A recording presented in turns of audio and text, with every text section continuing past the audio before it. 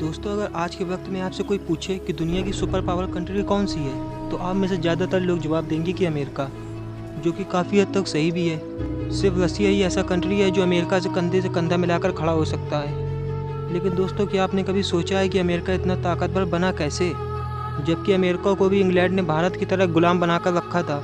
और क्या आने वाले वक्त में कोई ऐसी कंट्री है जो अमेरिका से सुपर पावर का दर्जा छीन सकती है? तो आज हम ऐसे ही दो देशों के बारे में बात करेंगे जो आने वाले वक्त में सुपर पावर बनने के लिए प्रबल दावेदार हैं। तो वीडियो को अंत तक जरूर देखना। लेकिन पहले बात करेंगे कि अमेरिका आखिर सुपर पावर बना कैसे। साल 1492 में क्रिस्टोफर कोलंबस भारत की खोज के लिए समुद्री यात्रा पर निकले और करीब 1 महीने के बाद उन्होंने एक विशाल देश को खोज भी निकाला। कोलंबस को लग रहा था कि उन्होंने भारत को खोज निकाला है, लेकिन असल में उन्होंने भारत को नहीं, अमेरिका को खोज निकाला था। इस घटना के बाद अमेरिका का परिचय यूरोपीय देशों तक पहुंच गया।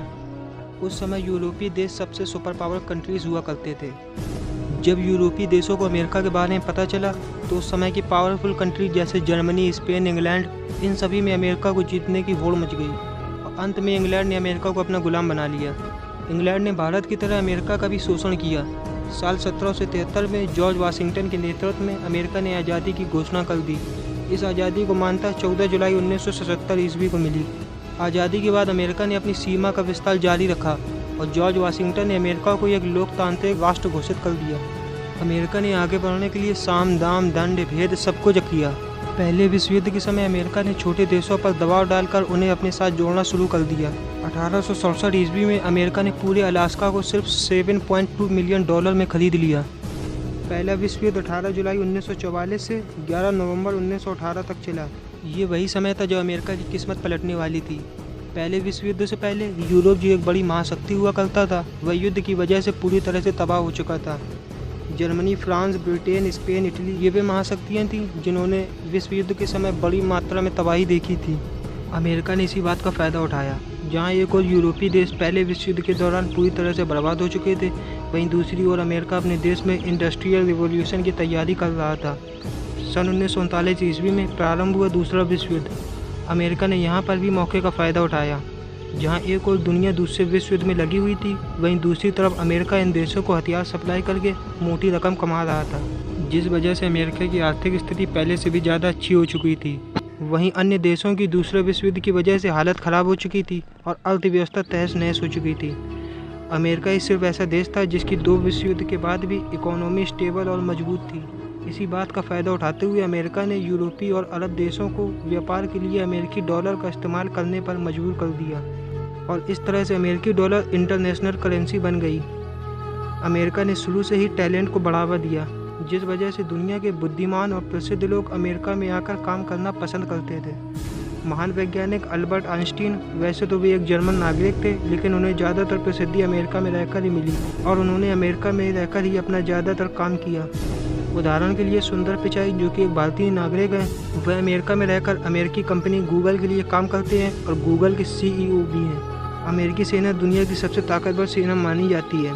दुनिया का पहला परमाणु बम अमेरिका ने ही बनाया था और उसका जापान के ऊपर सफल परीक्षण भी किया था। आज की तारीख में अमेरिका के पास 4,500 से ज़्यादा परमाणु हथियार हैं, जो अमेरिका के सुपर पावर होने की पुष्टि करते हैं। ये बात तो हो गई अमेरिका की। अब जानते हैं कि किस तरह से भारत और चीन आने वाले समय में अमेरिका को पछाड़कर सुपर पावर बन सकते हैं। चीन दुनिया की सबसे ज़्यादा आबादी वाला देश है और पिछले कुछ दशकों में चीन की अर्थव्यवस्था इतनी तेज़ी से ऊपर की ओर गई है जितनी तेज़ी से अमेरिका की भी नहीं गई थी।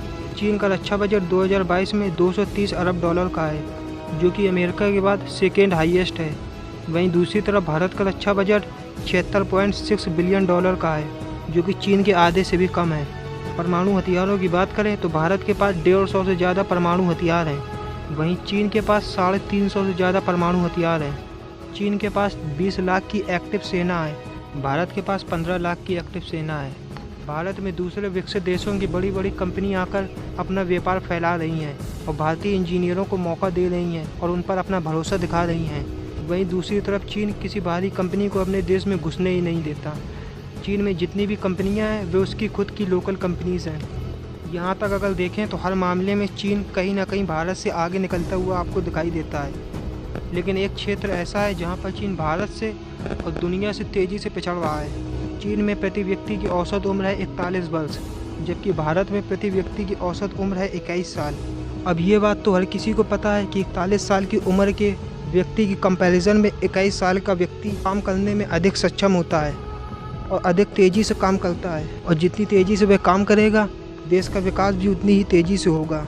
चीन में लागू किए गए जनसंख्या कानून की वजह से चीन बूढ़ा हो रहा है। ऐसे ही चलता रहा तो 2050 में चीन की औसत उम्र बढ़कर 48 साल प्रति व्यक्ति हो जाएगी। जापानीज मीडिया ने पिछले एक शो में कहा था कि भारत एक जवान देश है।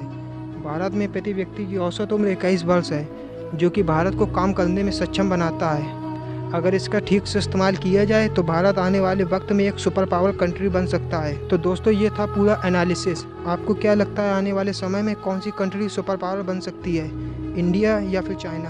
अपनी राय कमेंट बॉक्स में ज़रूर देकर जाना और वीडियो को लाइक ज़रूर करके जाना यार, क्योंकि आपका एक एक लाइक हमें बहुत ज़्यादा मोटिवेट करता है। और चैनल को सब्सक्राइब नहीं किया है तो सब्सक्राइब करके बेल आइकन ज़रूर दबा देना, क्योंकि आपको इस चैनल पर इसी तरह के अमेजिंग वीडियो लगातार मिलते रहेंगे।